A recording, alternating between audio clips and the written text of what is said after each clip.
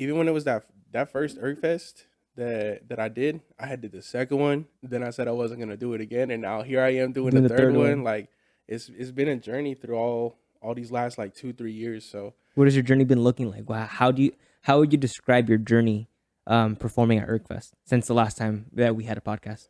I think okay. So my first UrgFest was more so opportunity to figure out my voice Uh huh. because that was like my first time I was really just like solo on my own, independent. So as an artist, just like figuring out my niche, my role, and just getting to it. Then the second UrgFest was more so I'm already comfortable.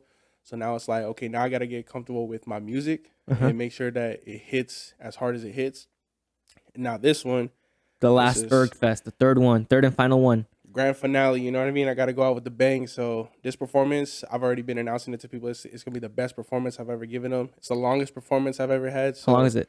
15-minute set. Okay. But all of it, no, it's just an instrumental.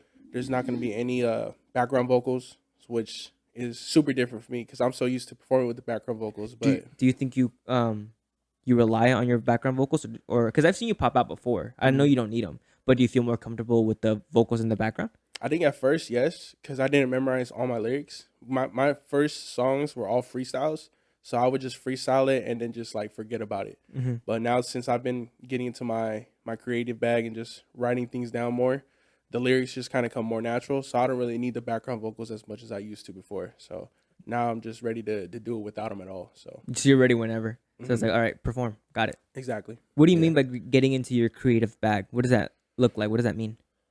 It means like focusing on the music that's important, not necessarily music that just needs to be out. I guess is kind of what that is. So like before I would make party music and every song would just be the same thing. Weed, alcohol, bitches. Every single thing would just be the same exact thing reoccurring over and over. Uh huh. Then I had a conversation with myself and a couple of friends as well. And the creative bag is basically giving people more character, more depth into the personality of Midnight Santana. Not Of the artist. necessarily, yeah, the artist, Right. showing the art instead of being the same redundant artist over and over again. So I think that's the creative bag that I've been in. And it's been feeling good, bro, because I've been feeling like I actually been showing my true personality throughout this music now instead of giving people what I think they want. You know what I Yeah. mean? And what So made you do that switch? Like, 'cause that's a big switch of making music for people and then just stopping all that, canceling all that noise out, and then saying, all right, I'm gonna regroup and I'm gonna bring out something from me rather than for the world.